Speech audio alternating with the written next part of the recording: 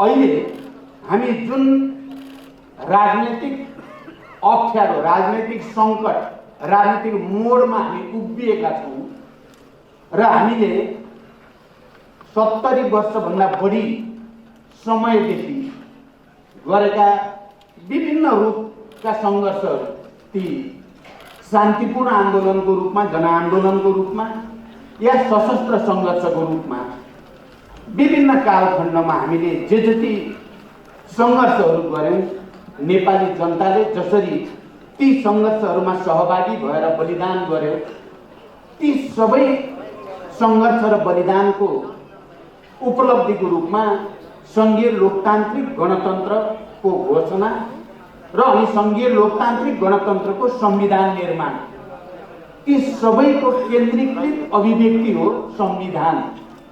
र अहिले हामी त्यो 70 वर्षभन्दा बढी समयदेखिको सङ्घर्ष र बलिदानको परिणाम प्राप्त भएको सङ्घीय लोकतान्त्रिक गणतन्त्र धरापमा छ।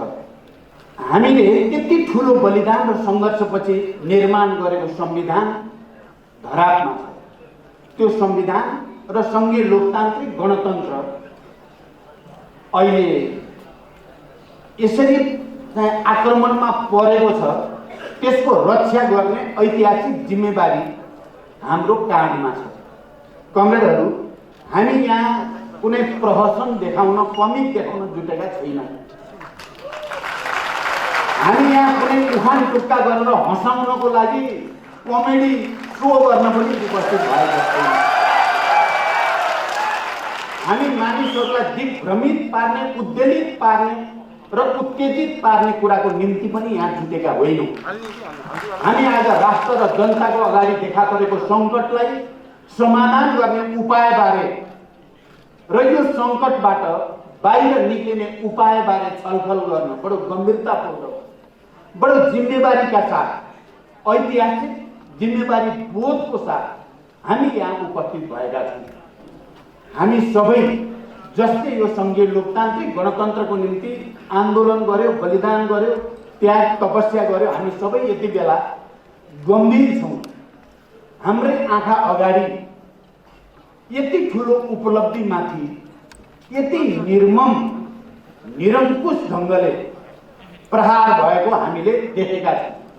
संविधानमाथि र सङ्घीय लोकतान्त्रिक गणतन्त्रमाथि यो प्रहार बडो दुःखको साथ, हामी बडो ठुलो पीडाको साथ पनि यहाँ उपस्थित छौँ। किनकि हाम्रै पार्टीको, हामीले नै निर्वाचित गरेको प्रधानमन्त्रीबाट, हाम्रै पार्टीले हिजो अध्यक्षमा निर्वाचित गरेको व्यक्तिबाट संविधान र सङ्घीय लोकतान्त्रिक गणतन्त्रमाथि प्रहार भएको छ र त्यो प्रहारको सामना गर्न हामी यहाँ उपस्थित भएका छौँ।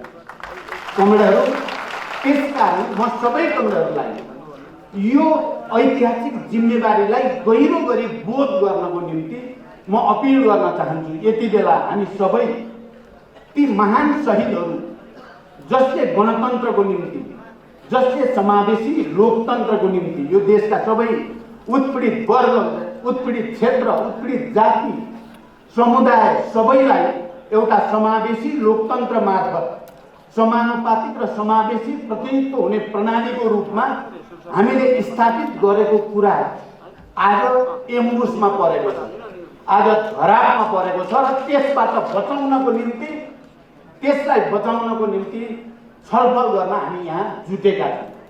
त्यसकारण म सबै कमरेडहरूलाई यसको उपाय के हुन सक्छ, यस्तो किन भयो भन्ने बारे म केही कुरा राख्न चाहन्छु।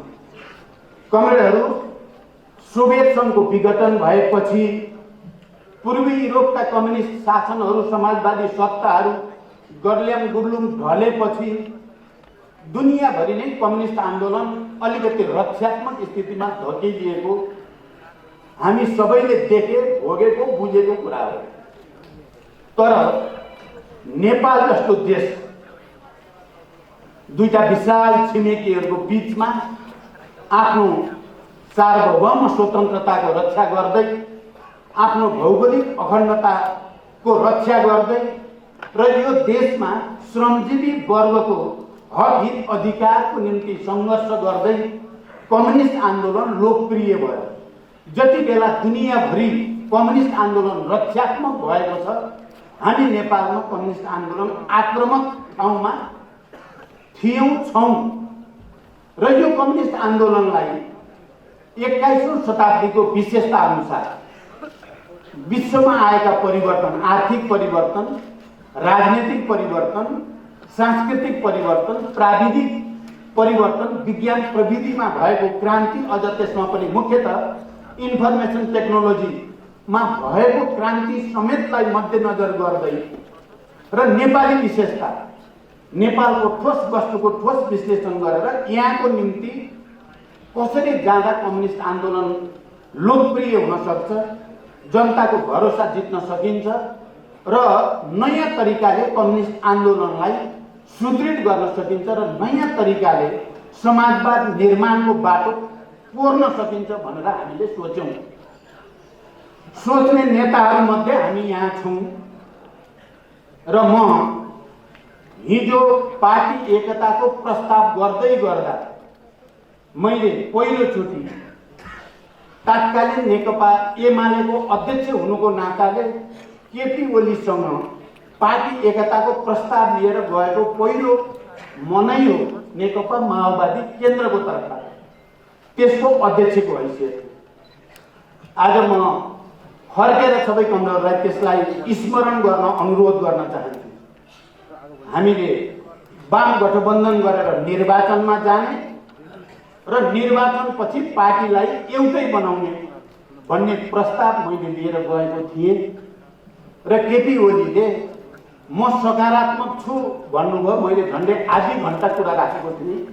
आधी घण्टा यति कारणले अब हामी, किनकि हामी शान्तिपूर्ण प्रतिस्पर्धामा विश्वास गर्ने भयौँ, हामी रुल अफ लमा विश्वास गर्ने भयौँ, हामी बहुदलीय प्रतिस्पर्धामा विश्वास गर्ने भयौँ, शान्तिपूर्ण ढङ्गले समाजवाद निर्माणको प्रक्रियामा विश्वास गर्ने भयौँ।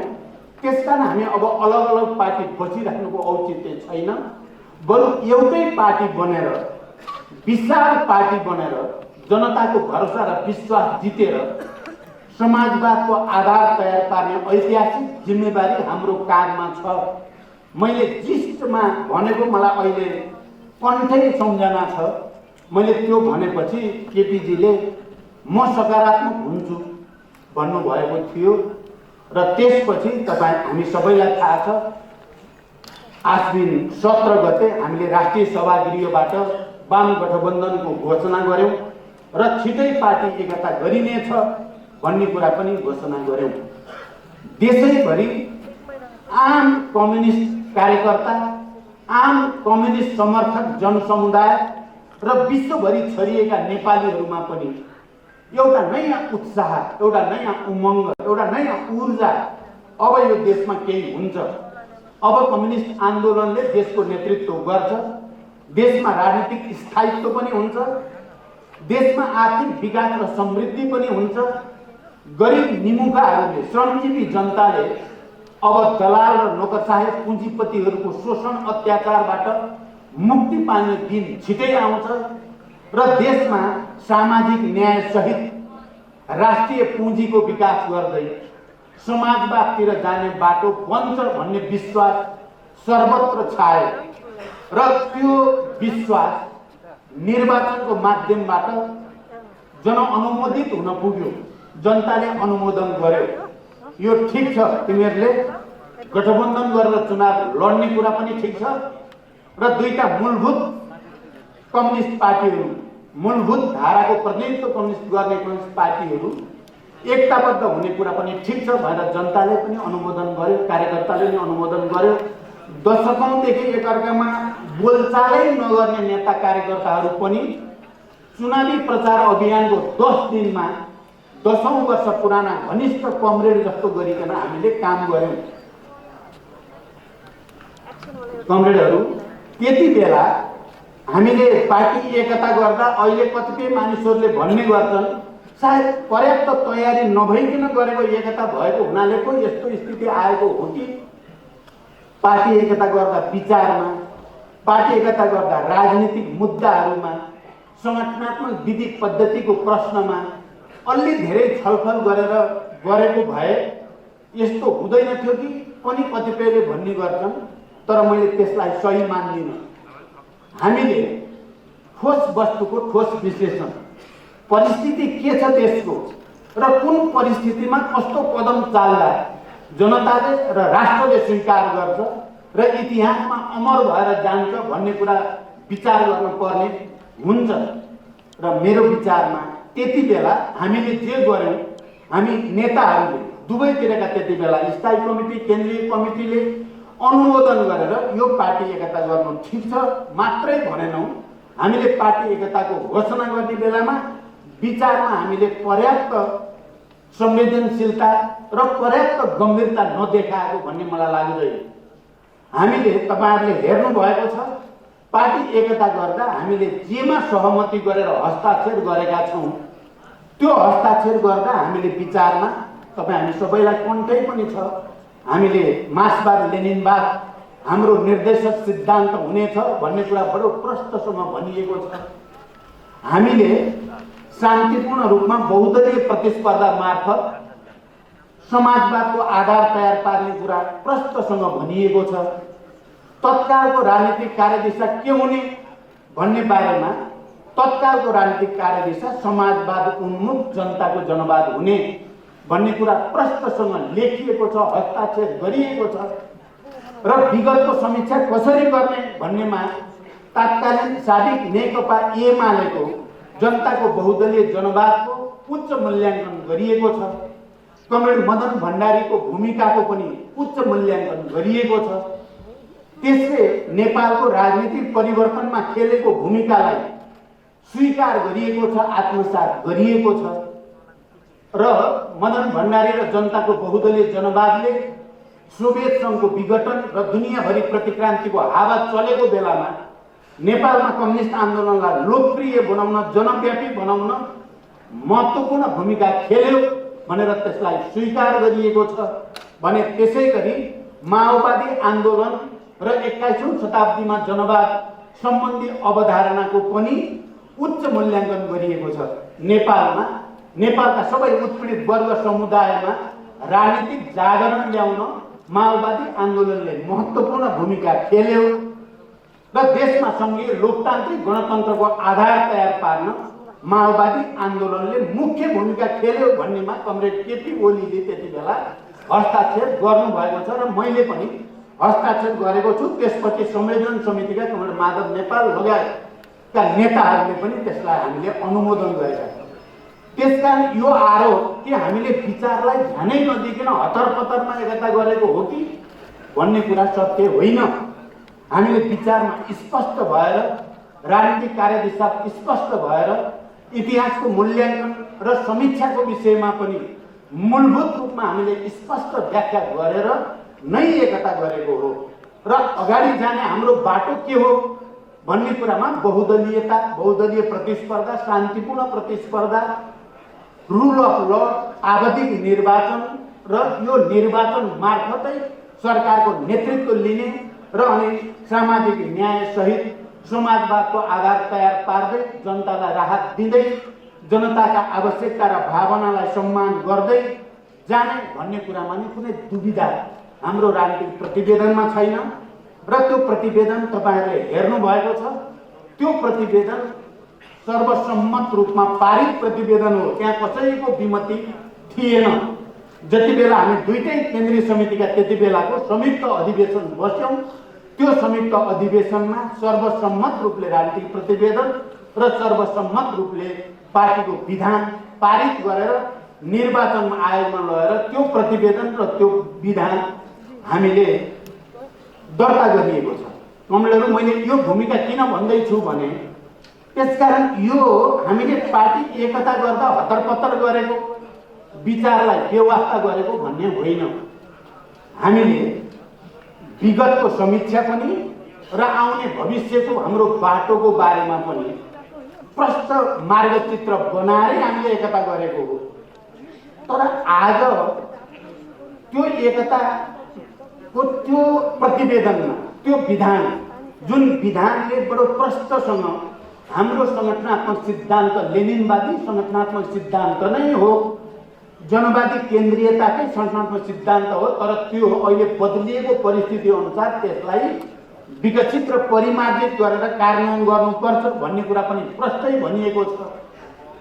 अनि व्यक्ति सर्वेसर्वा कहीँ पनि हुँदैन, व्यक्ति संगठनको मातहतमा हुन्छ, अल्पमत बहुमतको मातहतमा हुन्छ। कुनै पनि कमिटीको बहुमतको निर्णय नै पार्टीको निर्णय हुन्छ।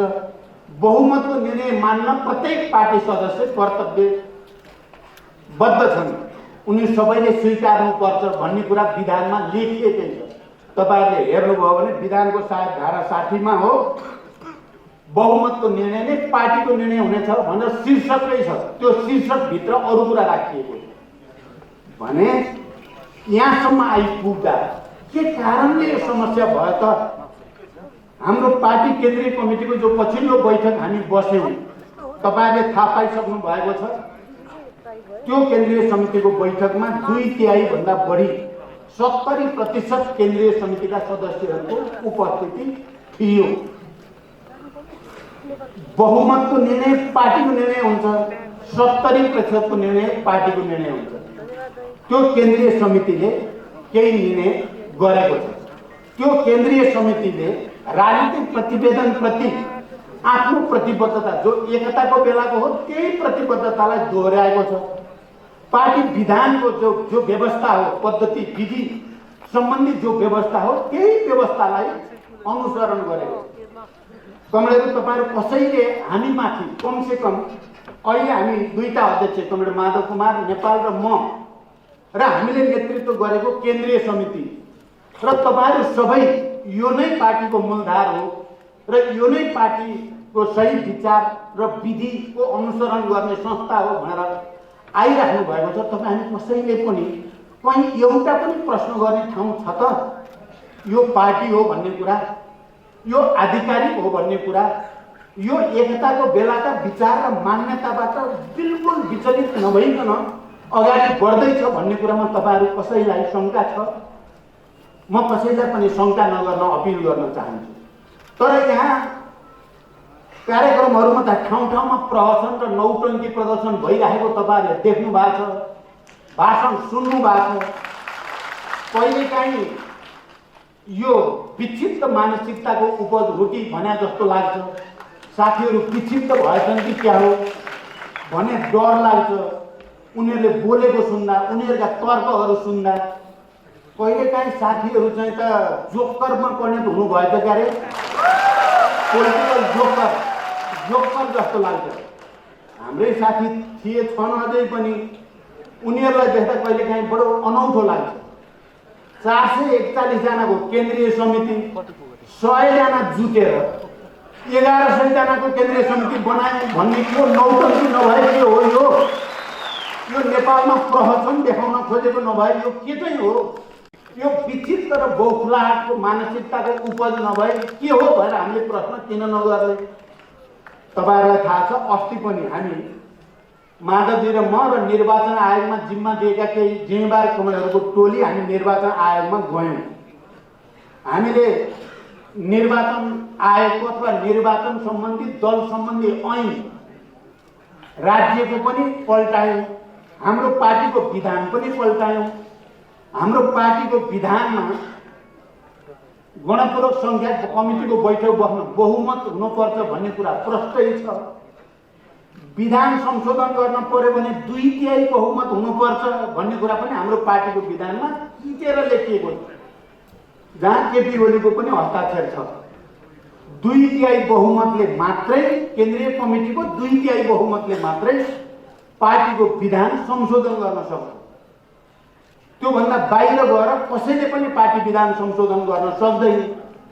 गणपूरक संख्या पुर्याउन 441, अब पछि 4 जना थपेको, केही साथीहरु बित्नु भयो, केही अन्य नियुक्तिमा जानु भयो गर्दा तपाईको 218-19 नभइकन गणपूरक संख्या पुग्दैन। तर उहाँहरु 100 जना पनि उपस्थित हुनुहुन्थेन। हामीले त प्रमाण हेर्यौं, अस्ति प्रमाण हेर्यौं, 100 जना पनि उपस्थित। उहाँले विधान संशोधन गरिदिनु भयो। विधान संशोधन गर्न 300 भन्दा बढी चाहिन्छ। 100 जनाले संशोधन गरेको नौटंकी गर्नुभयो।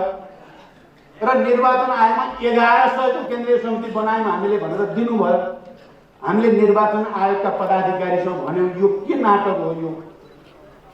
अनि तपाईहरुले अझै पनि केन्द्रीय कमिटीको बैठकले बसेर कमिटीमा उपस्थितहरूको सर्वसम्मतिले केपी ओलीलाई अनुशासनहीन क्रियाकलापको निम्ति अध्यक्षबाट हटाएको छ र कमरेड माधव कुमार नेपाललाई विधिसङ्गत तरिकाले केन्द्रीय समितिको 2/3 बहुमतले अध्यक्षमा निर्वाचित गरेको छ।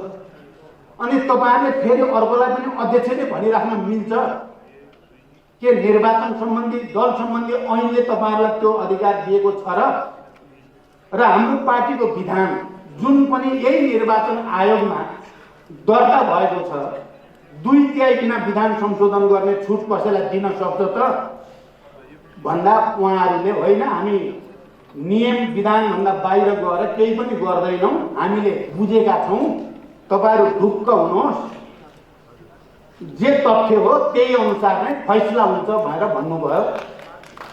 र हामीलाई के विश्वास भएको छ भने निर्वाचन आयोगले हामीलाई के विश्वास दिलाएको छ भने निर्वाचन सम्बन्धी अथवा दल सम्बन्धी ऐनमा 50+ जोसँग केन्द्रीय समितिको संख्या हुन्छ त्यही पार्टी नै आधिकारिक पार्टी हुन्छ। 50+ नहुने जो संख्या हुन्छ त्यसले अर्कै दल बनाउन चाहे दल दर्ता गर्न सक्छ 40% भएमा, अन्यथा जे पनि हुन सक्छ भनेर उहाँहरूले विश्वास दिलाउनु भयो। र म तपाईहरुलाई विश्वास दिलाउँछु अब निर्वाचन आयोगको तर्फबाट उहाँहरूले हामीलाई जे विश्वास दिलाउनु भएको छ विधिसङ्गत हुन्छ, ढुक्क हुनुहोस् भन्नुभएको छ। म पनि तपाईहरुलाई भन्न चाहन्छु निर्वाचन आयोगले संविधान विधान ऐन कानुन भन्दा बाहिर गर्ने छैन। हाम्रो पार्टीको नाम र चुनाव चिन्ह सूर्य हाम्रै हुनेछ। म यो विश्वास तपाईहरुलाई दिलाउन चाहन्छु। यदि त्यसो भएन भने यहाँ कयामत आउँछ भन्छ नि, यहाँ आँधी हुरी बतास आउँछ। केपी ओलीले संविधान निचे जस्तै गरेर केपी ओलीले संघीय लोकतान्त्रिक गणतन्त्रको चाहिँ मुटुमाथि छुरा प्रहार गरे जस्तै यदि अरू संवैधानिक निकायहरूले पनि त्यही गर्न थाले भने यो देश, यी नेपाली जनता हेरेर बस्न सक्छन्? हेरेर बस्न सक्दैन। आँधी हुरी बतास आउँछ, त्यस्तो हुने छैन। मैले निर्वाचन आयोगलाई पनि सर्वोच्च अदालतलाई पनि म भरोसा गर्न चाहन्छु। मैले सधैँ भनेको छु हामीलाई भरोसा छ। केपी ओलीको नौटङ्कीको पछाडि केपी ओलीको राजनीतिक जोकरपन जो देखाउँदै हुन्छ त्यो जोकरको पछाडि कोही लाग्ने छैन। बडो अनौठो लाग्छ कहिलेकाहीँ उहाँले एक ठाउँमा बोल्दाखेरि हामीलाई भगौडा भन्नुभयो। यो अब सुन्नु पनि अब कान थुन्नु के थुन्नु, अब आँखाले देखिन्छ, अब के आँखा छोप्नु, लाजै मर्दो। 72% केन्द्रीय समितिको सदस्य भगौडा अनि 30% पनि नभएको चाहिँ आधिकारिक त्यो रैथाने। यस्तो संसारमा कहीँ हुन्छ केपी ओलीको दिमाग बारे अन्त? यो अन्त हुने कुरा हो यस्तो पनि। अनि जहिले पनि बैठक बस्नु पर्यो, बैठकबाट निर्णय गर्नु पर्यो भनेर हामी लाइन लाएर जाँदा उहाँ बैठकबाट भाग्ने, उहाँ चाहिँ भगौडा नहुने, बैठकबाट जहिले नै भाग्ने, बैठक राखेका हुन्छ लास्टमा आउनु भन्ने। अनि यो केन्द्रीय समितिको बैठक जो हामीले पछिल्लो बस्यौँ केपी ओली समेतको सहमतिको केन्द्रीय समितिको बैठक, त्यो बैठक छोडेर विधान मिचेर संविधान मिचेर निर्ममतापूर्वक बडो निरङ्कुश तरिकाले तानाशाही रूपमा पार्टीलाई लात हानेर भाग्ने चाहिँ भगौडा नहुने। हामीले निर्णय अनुसार केन्द्रीय समितिको बैठक बस्दाखेरि हामी चाहिँ भगौडा। यो अलिकति लाज घिन भन्ने त मान्छेमा हुनुपर्छ नि। मान्छेमा अलिकति लाज पनि त अलिकति नैतिक भन्ने त हुनुपर्छ नि। मान्छे लाज मान्ने ठाउँमा लाज पनि मान्नुपर्छ अरे, डर मान्ने ठाउँ डर पनि मान्नुपर्छ, घिन मान्ने ठाउँ घिन पनि मान्नुपर्छ। निर्घृणी हुनुहुन्न क्या? हाम्रो केपीजी त निर्घृणी लाजै मर्दो, तर फेरि यो छुटो छुटो कुरालाई हो कि भने जस्तो पार्न सक्ने क्षमता चाहिँ केपीमा रहेछ। यो पनि एउटा अनौठो छ अरे, त्यो त हुँदै आएको थियो। जहिले पनि उहाँले विचित्र विचित्र कुरा भनेर मान्छेलाई हो कि जस्तो बनाउन खुसी पायो। बिहान 11 बजे वामदेवजीलाई बोलाउनु भएछ र अबको अध्यक्ष तपाईँ नै हो कमरेड, प्रधानमन्त्री नै अब तपाईँ नै हो, मैले अरू देखिनँ भन्नुभएको छ। उही दिन अरू दिनको त छँदै थियो। अनि 1 बजे माधव कमरेडलाई बोलाएर तपाईँ नै अभिभावक हो हाम्रो, तपाईँ उभिदिनु पर्यो, अब अध्यक्ष पनि तपाईँ नै हो, प्रधानमन्त्री पनि तपाईँ नै हो भनेर उहाँलाई भन्नुभएको छ। 1 बजे 4 बजे म गएको, मैले त एमालेभित्र नेता नपाएर तपाईँलाई ल्याएको भन्नुभयो मलाई। कस्तो सकेको हो, सकेको देखेर पनि म त ताजुब मान्छु क्या। कस्तो सकेको कसरी चाहिँ यस्तो गर्नु, हामी त सक्दैनौँ। हामी त लाज पनि लाग्छ, डर पनि लाग्छ, यस्तो गर्नु भन्ने लाग्छ। उहाँलाई त दुध भात खाए जस्तो क्या, ढाकढुक गर्न, छलछल गर्न, ठकठाक गर्न, त्यस्तो गर्नुहुन्छ उहाँले। अब अहिले उहाँले भन्नुहुन्छ क्या, बडो चाहिँ अनौठो कुरा, पार्टीले मलाई काम गर्न नदिएको हुनाले संसद भङ्ग गर्न परेको भन्ने तर्क छ नि।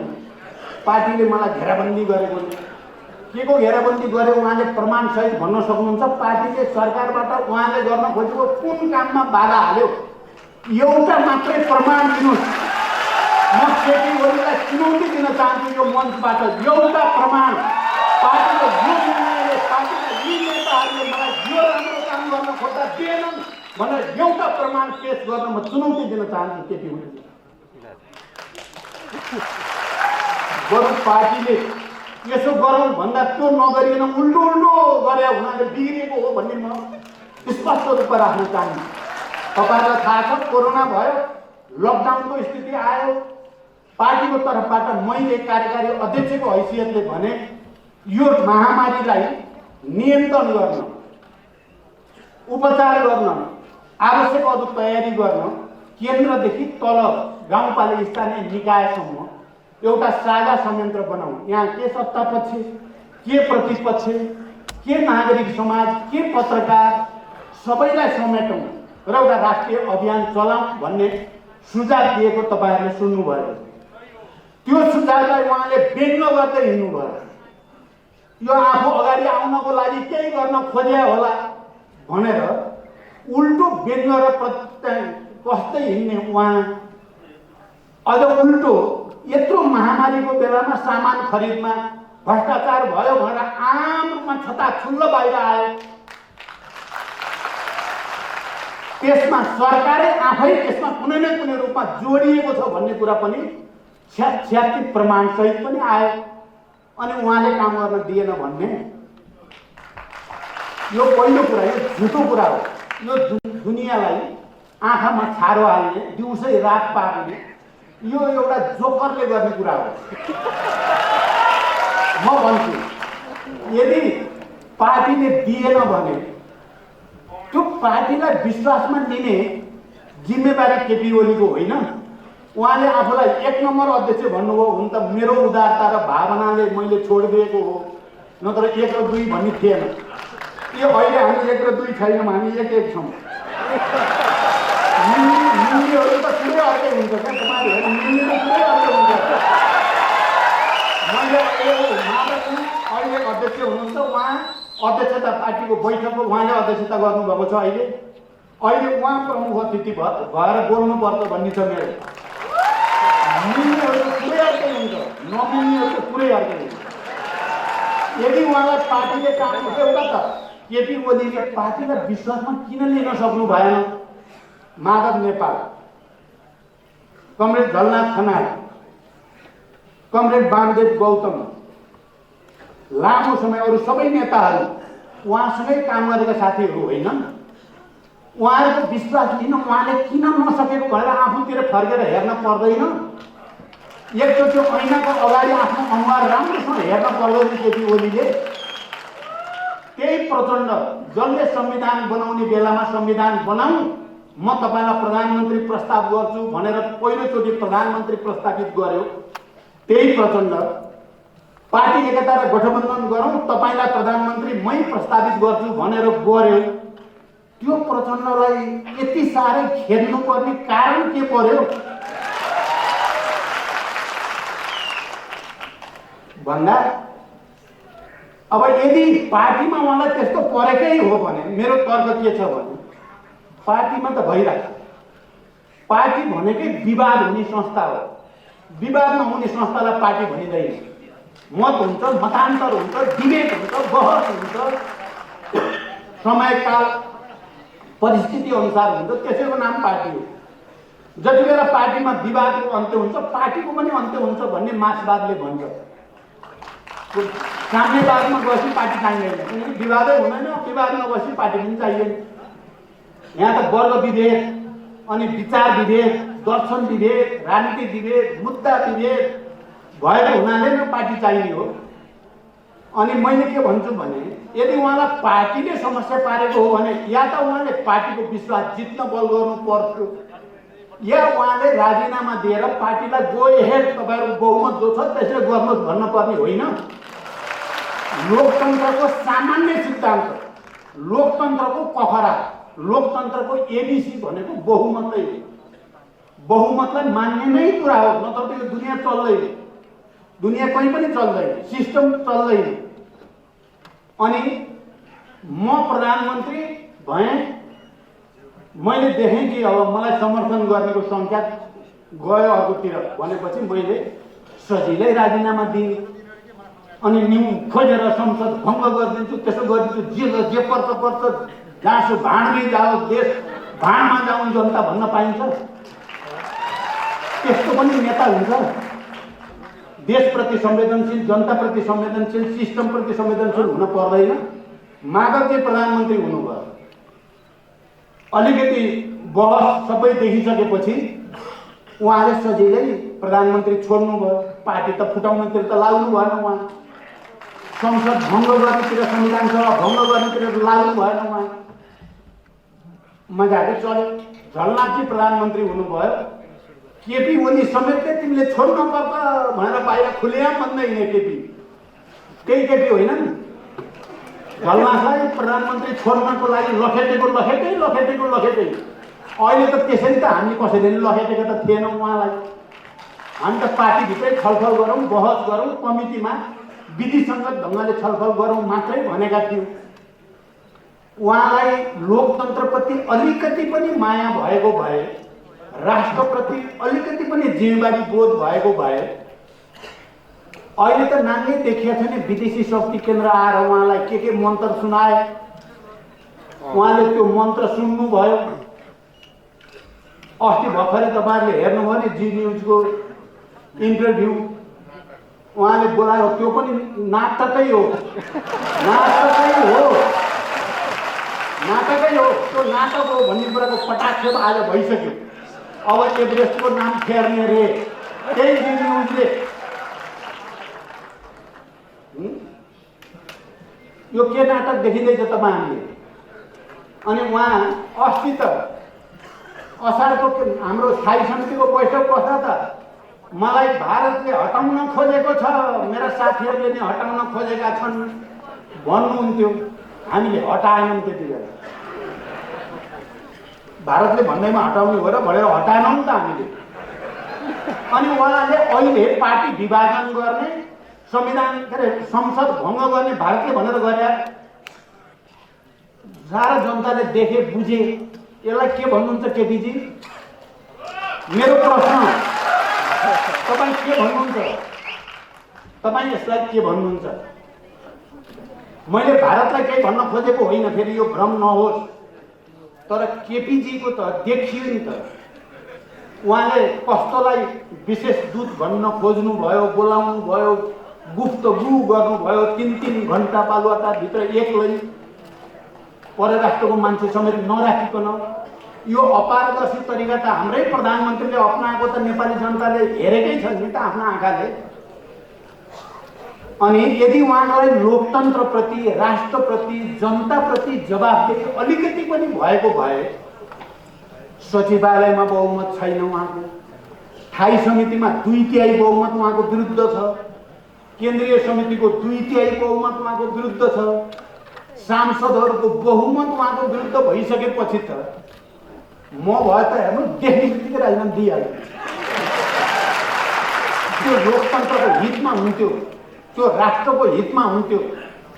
तर उहाँ त पहिला नि भन्नुहुन्थ्यो मैले छोड्नु पर्यो भने कुसी भाँचेर छोड्छु। हामीलाई त लागेको थियो कुसी मात्रै भाँच्नु भयो भने त अर्को बनाउँला भन्ने लागेको थियो। उहाँले त संविधानै भाँच्नु, सङ्घीय लोकतान्त्रिक गणतन्त्र नै भाँच्नु, राष्ट्र नै भाँच्नु पार्ने खाता हो। अब के गरे सहने ल भन्नुहोस् त, यो सहने कसरी? सबै राष्ट्र नै बर्बाद पार्ने ठाउँसम्म जाने। अनि उहाँले चाहिँ बडो चाहिँ उसमा भन्नुहुन्छ, फेरि हाँसी भन्नुहुन्छ, मानौ उहाँ त खुसी, उहाँलाई त रमाइलो भयो जस्तो क्या। देश बर्बाद भइरहेछ, संविधान बर्बाद भइरहेछ, सङ्घीय लोकतान्त्रिक गणतन्त्र खराबमा परेछ, उहाँ त बडो जितेको विजेता जस्तो। यस्तो त हुँदैन नि, सामान्य मान्छे, स्वाभाविक मान्छे त यस्तो हुँदैन। नराम्रो काम गरेर त डर लाग्ने, अलिक लाज लाग्ने, अलिक गम्भीर हुनुपर्छ र उल्टो सबै भाँचकुच पारेको छ, खुसी भएर हिँडेको त ताण्डव नाच भन्छ नि, ताण्डव नृत्य। मैले त उहाँको नृत्यलाई ताण्डव नृत्य जस्तो लाग्छ, भाङ खाएर नाचे जस्तो। यस्तो पनि हुन्छ त। अनि उहाँले भन्नुहुन्छ बडो सर्वोच्च अदालतले मैले जे गरेँ त्यही निर्णय गर्न पर्छ, मेरो राजनीतिक निर्णय हो, अदालतले मान्न पर्छ। अनि उहाँले निर्वाचन आयोगलाई मैले भनेपछि मान्न पर्छ। उहाँको सबै अभिव्यक्ति अब यो सर्वोच्च नि केही होइन, निर्वाचन आयोग नि केही होइन, संविधान पनि केही होइन, सङ्घीय लोकतान्त्रिक गणतन्त्र नि केही होइन, पार्टी पनि केही होइन, बहुमत पनि केही होइन, म नै सबै थेको आई एम द स्टेट। तानाशाहहरूले निरङ्कुशहरूले संसारभरि भन्ने गरेको त्यस्तै हो। त्यस्ता तानाशाह र निरङ्कुशहरूको अन्तिम स्थिति के हुन्छ भन्ने कुरा इतिहासमा पटक पटक दुनियाँमा देखिएको छ। र पछिल्लो पटक नेपालमा पनि नेपाली जनताले तपाईँ हामीले राम्रैसँग देखाएको कुरा हो। केपी अब यो फेरि निरङ्कुश हुन भूत सवार भएपछि, तानाशाही हुन भूत सवार भएपछि मान्छेले आफूतिर नफर्किने, आफ्नो आत्मालोचना नगर्ने, समीक्षा नगर्ने, जनतालाई नदेख्ने, आफूलाई अगाडि ल्याउने मान्छेहरूलाई शत्रु जस्तो देख्ने हुँदो रहेछ। र आफू ध्वस्त नहुँदासम्म न्यु खोज्या खोजे गर्ने हुँदो रहेछ। केपीजी पनि अब यो कमिलाको प्वाख उम्रेपछि सिद्धिन्छ भन्छन्, उहाँको कमिलाको प्वाख उम्रेको देखाएको छु मैले। उहाँको धेरै महिना जानेवाला छैन, नेपाली जनताले छोड्नेवाला छैनन्, हामी छोड्नेवाला छैनौँ। उहाँ गणतन्त्र विरोधी हो भन्दैमा नेपाली जनता गणतन्त्र विरोधी होइनन्, पार्टीका सबै नेता कार्यकर्ता गणतन्त्र विरोधी हो। उहाँ गणतन्त्र विरोधी हो भन्ने हामीलाई थाहा छ, नेपाली जनतालाई थाहा छ। स्वच्छ होलान् कि भन्ठानेको त के को हुन्थ्यो, कुकुरको पुच्छर।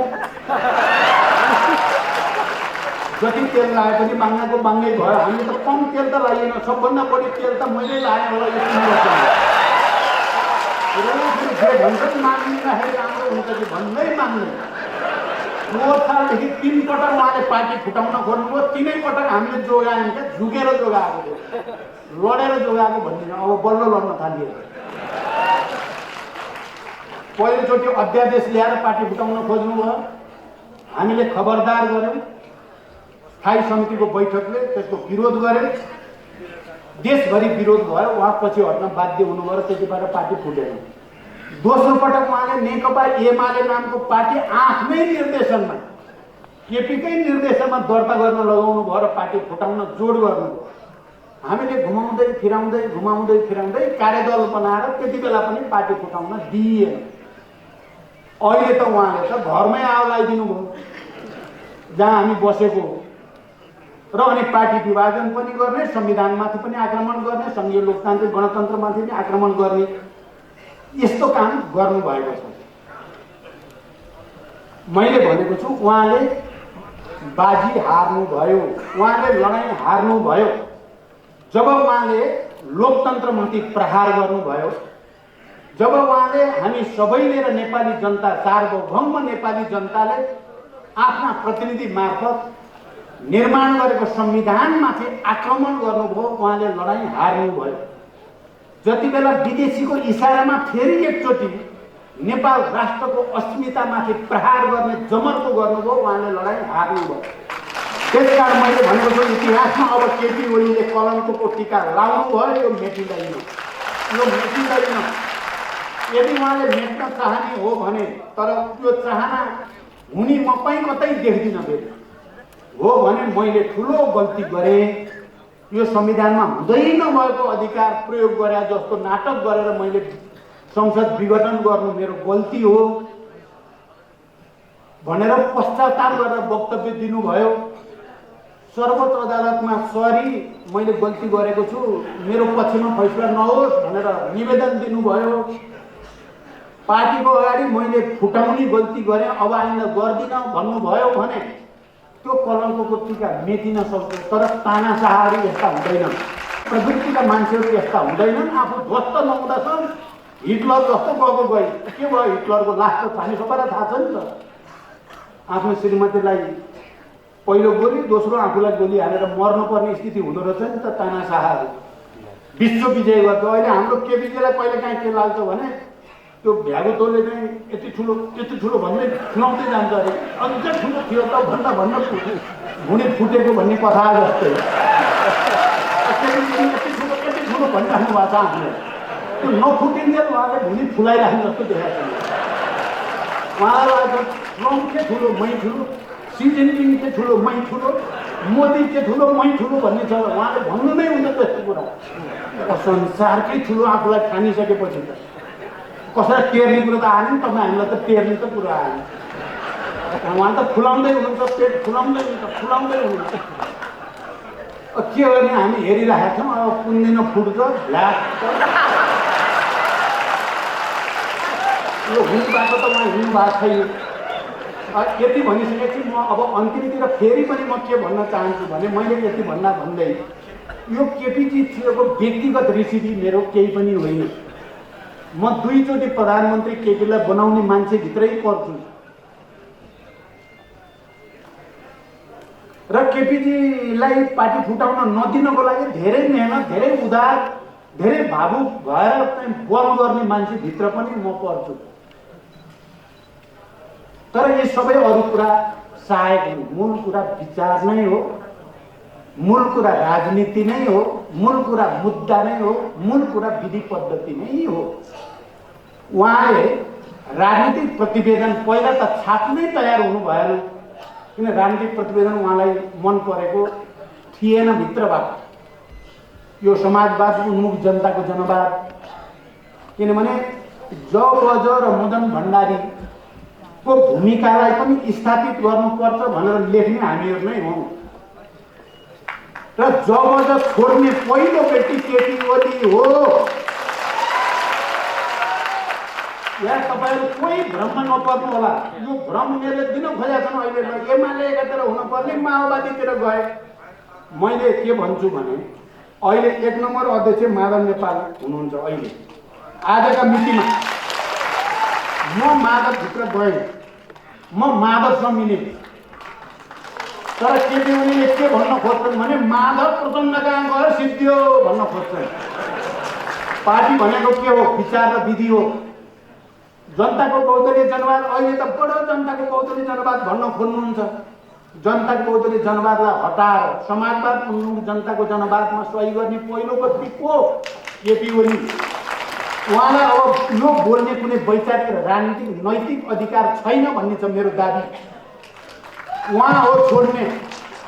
तर फेरि त्यो हामीले जबजको मूल्याङ्कन, मदन भण्डारीको मूल्याङ्कन राजनीतिक प्रतिवेदनमा गरिसकेपछि 21औं शताब्दीमा जनवाद र माओवादी आन्दोलनको पनि मूल्याङ्कन गरेर समाजवाद उन्मुख जनताको जनवाद हुँदै समाजवादतिर जाने भन्ने जो लाइन बनायो त्यो लाइन सही छ। त्यो सही लाइनबाट भड्किने पनि केपी ओली नै हो। अहिले भड्किने त्यो लाइनबाट भड्केर पार्टी विभाजन गर्ने पनि केपीजी नै हो। किनभने यो विचारको लडाइँ हो। उहाँ मार्क्सवाद लेनिनवाद उहाँलाई मन पर्दैन। उहाँलाई कम्युनिस्ट भन्ने पनि मन पर्दो रहेछ। तपाईँहरू गइले हेर्नु होला, कम्युनिस्टै मन पर्दैन उहाँलाई। लाल सलाम भन्ने सुन्नै चाहनुहुन्न। क्रान्तिकारी अभिवादन भन्यो भने कस्तो जोक्क ठान्नुहुन्छ उहाँले त उल्टो त्यो भन्न हुँदैन। उहाँलाई समाजवाद शब्द मन पर्दैन, उहाँलाई उदार पुँजीवाद मन पर्छ, उहाँलाई पुँजीवाद मन पर्छ। यो हो मूल चुरो कारण, अहिले पार्टीभित्र विवाद हुनुको चुरो कारण चाहिँ यो चाहिँ हो। र अहिले माधवजी र हामी यहाँ अरू नेता साथीहरू पनि हुनुहुन्छ, अष्टजी, घनश्यामजी, बेदुरामजी, हाम्रो हितमानजी लगायत थुप्रो साथीहरू यहाँ हुनुहुन्छ, अरू पनि थुप्रै साथीहरू हुनुहुन्छ। अहिले केटीहरूले अलि बढी नै गर्न के खोजेका छन् भने यो प्रचण्ड भन्ने अलि बढी नै बदमास छ, यसले अनेक षड्यन्त्र गर्छ, एमालेलाई फुटाउन आएर छ, फुटायो, सिद्ध्याउँछ, झन् हामी एमाले जति एक हुनुपर्छ भन्ने नारा दिन खोज्नुहुन्छ उहाँ। र माधवजीलाई भन्नुहुन्छ तपाईँलाई त अब त प्रचण्डले त कुनै पनि बेला त सबै पारिदिन्छ। त्यो भनेको भने अहिले साथीहरू मैले आत्तिएको देखाएको छु। कहीँ साथी के हो त्यस्तै पो हो कि त्यसो हेरौँ हो, केही समय हेरौँ भन्ने साथीहरू। मेरो अनुरोध छ तपाईँ दुविधामा नबस्नुहोस्। म भन्छु हामी अलिक बढी नजिक किन भयौँ त? यो केपीका विरुद्ध मात्रै नजिक भएको बिल्कुलै होइन। पञ्चायत विरोधी आन्दोलन चल्दै थियो 40को दशकको सुरुवातबाट।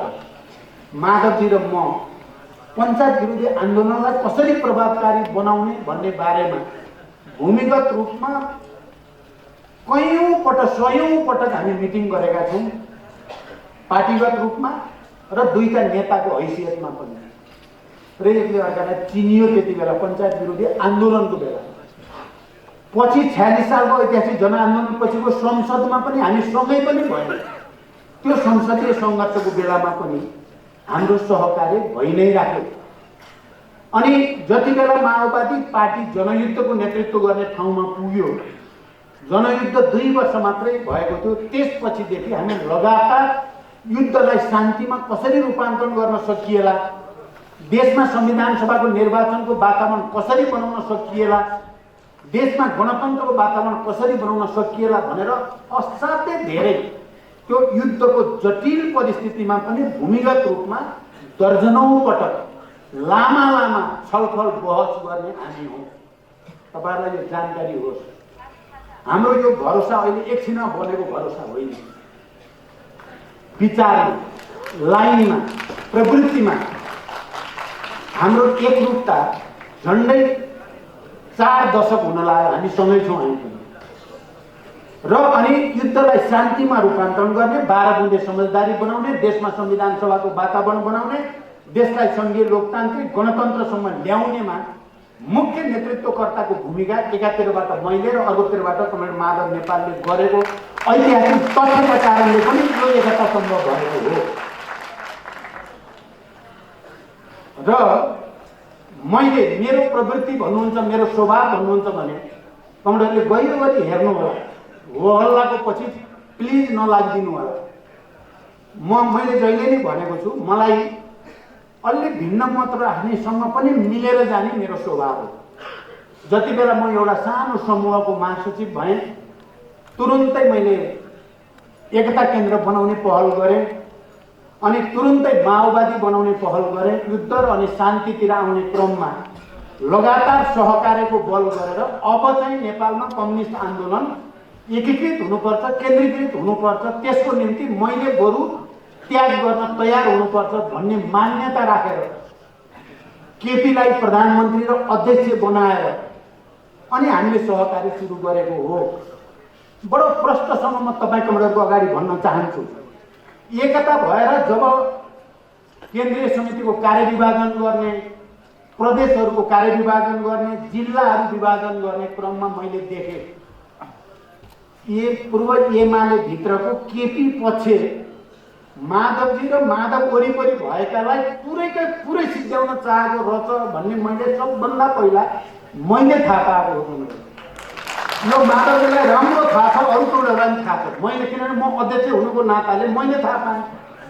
उहाँलाई माधवजीलाई 4-5 जिल्लामा सीमित गरेर सिद्ध्याउने, त्यसपछि प्रचण्ड सिद्ध्याउने रणनीति उहाँको रच भन्ने थाहा पाएपछि म त जहिले पनि अन्यायका विरुद्ध न्यायको पछि लिनुपर्छ भन्ने मान्यता, मार्क्सवादी मान्यता भएको हुनाले उहाँहरूलाई मैले बडो अन्याय गरेको देखेपछि मेरो 4 दशक पुरानो मित्र अहिले पार्टी एउटै छ, मेरै हातबाट उहाँलाई अन्याय हुन दिएँ भने त त्यो मेरो लागि सही विषय हुँदैन भनेर मैले 9 महाधिवेशनमा जस्तो थियो सङ्ख्या माधवजीको र केपीजीको त्यसलाई बराबरीमा ल्याउनु पर्छ भनेर बराबरीमा ल्याउने पहल गरेँ मैले।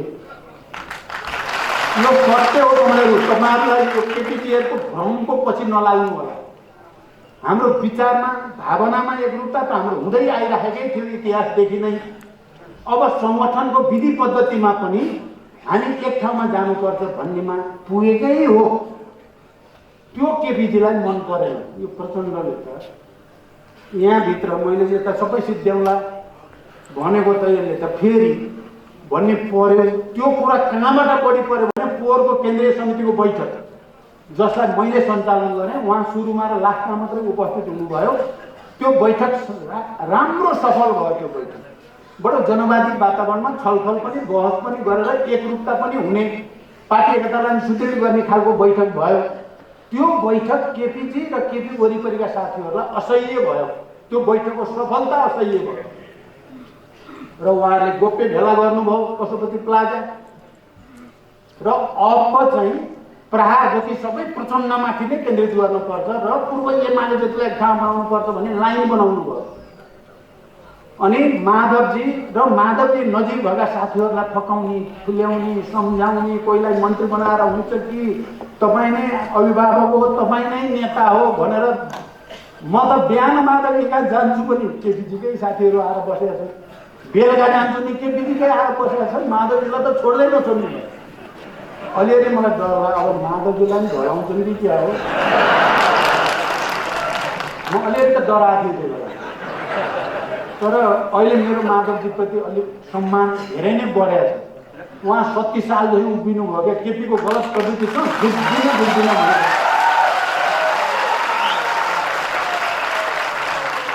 त्यसले गर्दा अहिले उहाँलाई 1 नम्बर अध्यक्ष मान्दा मलाई आनन्द भएको। तपाईँलाई लाग्यो होला प्रचण्डले के गर्छ भन्ने। तपाईँहरूले केपी जस्तै हो भने त मैले के गर्छु होइन। तपाईँहरू माधवजी जस्तो हो भने चाहिँ हामी मिलिहाल्छौँ। प्रचण्ड जस्तो भएपछि माधवजी मिलिहाल्नुहुन्छ। मैले यहाँ केही समस्या देख्दिनँ। अब हामीले अहिले सङ्घर्ष गरेको, यो सबै सङ्घर्ष गरेको मैले केपीका विरुद्ध भने जस्तो देखिन्छ। एउटा प्रवृत्तिको प्रतिनिधि पात्र भएको हुनाले केपी भन्न त पर्ने भयो। तर मेरो चाहिँ अन्तर्यको कुरा भन्नुहुन्छ भने यो केपीका विरुद्ध सङ्घर्ष देखाउँदै हामीले आफ्नै विरुद्ध सङ्घर्ष गरे हो है। हामी भित्रै जम्मा भएको फोहोर मैला सफा पार्ने पनि यो अभियान हो। हामी नै भित्र पनि जे जति कमी कमजोरीहरू देखा परेका छन् त्यसलाई सफा गर्नलाई पनि पहिला केपीको निरङ्कुशता, केपीको स्वेच्छाचारिता, केपीको चाहिँ तानाशाही प्रवृत्तिका विरुद्ध सङ्घर्ष गर्दै जाँदा हामी भित्रको तानाशाही, हामी भित्रको फोहोर मैला, हामी भित्रको चाहिँ कचरा पनि साफ हुन्छ भन्ने पनि हो। मार्क्सवादी नेताहरूले धेरैचोटि भनेका छन् अवसरवादका विरुद्ध सङ्घर्षको सुरुवात आफ्नै विरुद्ध सङ्घर्षबाट गर्नुपर्छ है भन्ने कुरा विश्वव्यापी रूपमा भन्ने गरिएको छ। अब केपीको अवसरवादका विरुद्ध सङ्घर्ष गर्नलाई पहिला हामीले आफै भित्रको अवसरवादका विरुद्ध सङ्घर्ष गर्न तयार हुनु पर्यो। त्यसो भयो भने मात्रै पार्टी बन्छ। हाम्रो यो लडाइँ पार्टी बनाउने लडाइँ हो, कम्युनिस्ट पार्टी बनाउने लडाइँ हो। 21औं शताब्दीको आवश्यकता परिपूर्ति गर्ने कम्युनिस्ट पार्टी 18औं शताब्दी, 19औं शताब्दी, 20औं शताब्दीको हो। 21औं शताब्दीको कम्युनिस्ट पार्टी बनाउने लडाइँ हो यो। 21औं शताब्दीमा समाजवाद निर्माणको आधार तयार पार्ने लडाइँ हो यो। त्यसकारण तपाईँहरू हामी सबै दिमागमा गाँठा छन् भने फुकाइदिउँ, खुला मनले आउँ र यो पार्टीलाई विचारको आधारमा एकताबद्ध गरौँ, विधिको आधारमा एकताबद्ध गरौँ, समाजवादको आदर्शतिर अगाडि बढ्ने हाम्रो देशका गरिब निमुखा जनताहरू, सयौं वर्षदेखि विभेदमा परेका, अन्याय अत्याचारमा परेका जनतालाई राहत दिने उद्देश्यका साथ उनीहरूसँग एकाकार हुने, अहिले कोरोनाबाट पीडित जनतालाई राहत दिने राष्ट्र र जनताको अस्मिता र स्वाभिमानलाई अझ उच्च बनाउने समर्पण भावको साथ अगाडि बढ्ने यो महान ऐतिहासिक लडाईँ पनि हो। अब अहिले भन्नुहुन्छ भने यहाँ पटक पटक आयो पनि पूर्ववर्त साथीहरूले नै भन्नुभयो, यो प्रतिगमन र अग्रगमनको बिचको लडाईँ हो, यो क्रान्ति र प्रतिक्रान्तिका बिचको लडाईँ हो, यो जीवन मरणकै लडाईँ हो। यो अहिले हेर्दा सामान्य जस्तो देखिएको छ भने पनि यो सामान्य होइन। हामी नेतृत्वमा बस्नेहरूले जे देख्यौँ, जे भोग्यौँ, जे बुझ्यौँ धेरै नै गम्भीर छ स्थिति। मैले भने नि 70 वर्ष लामो लडाईँबाट प्राप्त भएका उपलब्धिमाथि एकजना मान्छेले बडो निर्ममतापूर्वक, बडो निरङ्कुश तरिकाले, बडो अमानवीय तरिकाले प्रहार गरेको छ र त्यो हजारौं शहीदहरूको अपमान गरेको छ। हामी त्यसको साक्षी बस्न सक्दैनौँ। हामी लडाईँको मैदानमा जाने हो। अब हामी हतियार बोक्न लडाईँमा छैनौँ, हामी शान्तिपूर्ण लडाईँ गर्ने हो, शान्तिपूर्ण आन्दोलन हो। कमरेडहरू, अहिले यो संविधान मैले भनेको छु, मैले संसदमा भने साथीहरूलाई, संसद मरेको छैन। यो प्रतिनिधि सभा, हाम्रो संविधानले हामीलाई जीवित राखेको छ। संघीय लोकतान्त्रिक गणतन्त्रको संविधानले हामी सबै प्रतिनिधि सभाका सदस्यहरूलाई जीवित राखेको छ। मारिएको, मरेको, विघटन भएको सरकार हो, केपी ओलीको सरकार विघटन भएको हो। संविधानले हामीलाई विघटन हुन दिएको छैन, कारण त्यो संविधानको रक्षा गर्ने लडाईँ तपाईँ हाम्रो लागि जीवन मरणको लडाईँ हो। नेपाली जनताको सार्वभौम अधिकार र राष्ट्रिय स्वाधीनताको लडाईँको एउटा अङ्ग हो। कमरेडहरू, आज हामी यस्तो क्षणमा छौँ, तपाईँ हामीले अल्छी गर्न हुने नै स्थिति छैन। काठमाडौँ यो जिल्ला राजधानी, यहाँको आन्दोलनले नै परिणाम दिनु पर्यो। आउने अब भोलिदेखि माघ 1 गते, भोलिदेखि होइन, माघ 1, माघदेखि फागुनसम्म काठमाडौँमा हरेक दिन कुनै न कुनै रूपका र खास दिन विशाल रूपमा लाखौं जनता हामीले सडकमा उतार्नै पर्छ। हामीले उतार्नै पर्छ। लाखौं जनतालाई सडकमा उतारेर मात्रै संविधानको अपहरण गर्ने, संविधानको बलात्कार गर्ने अपराधीहरूलाई इतिहासको कठघरामा उभ्याउन सकिन्छ र हामीले उभ्याउनै पर्ने हुन्छ। हामीले उभ्याउनै पर्ने हुन्छ, नत्र यो राष्ट्रकै भविष्य अन्धकार, अँध्यारो सुरुङभित्र कहाँ हो, पुग्ने कहाँ हो, निक्लिने कहाँ हो, कुनै टुङ्गो हुने स्थिति छैन।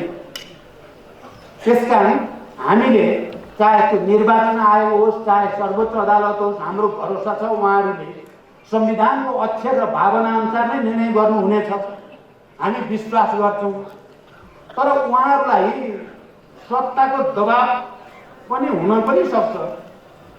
बाहिर हल्ला पनि छ, विभिन्न खालका सेटिङ भएको छन् रे भन्ने, यो सेटिङ भन्ने शब्द आजभोलि निकै चलन चल्ती, सेटिङ भएको छ रे। अब सेटिङ भएपछि त के हो यो सेटिङ भनेको? एउटा प्रधानमन्त्रीले संविधान मिच्ने, कुल्चिने, लोकतन्त्रको हत्या गर्ने अनि अदालत र आयोग सेटिङमा हुन्छ नि त? यो नहुने कुरा म पत्याउनै चाहन्न, सुन्नै चाहन्न यो सेटिङ।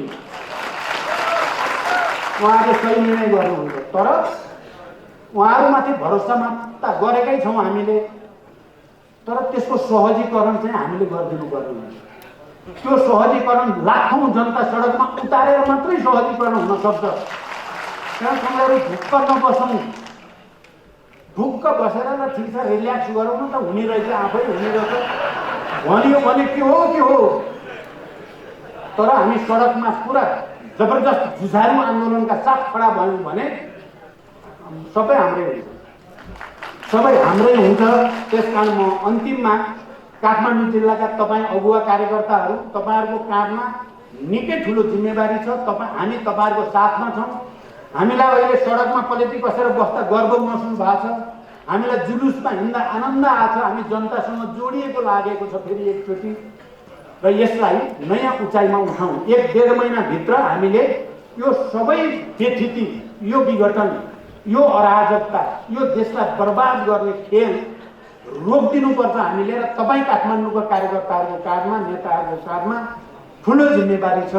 म हृदयदेखि तपाईँहरूलाई अपिल गर्न चाहन्छु, रात दिन नभनौँ, खटौँ, जनतालाई मोबिलाइज गरौँ, केन्द्रित गरौँ, आन्दोलित गरौँ र संविधान र लोकतन्त्रमाथिको यो आक्रमणलाई विफल तुल्याइ छाडौँ भन्ने अपिल गर्दै बिदा हुन्छु। धन्यवाद। अभिवादन।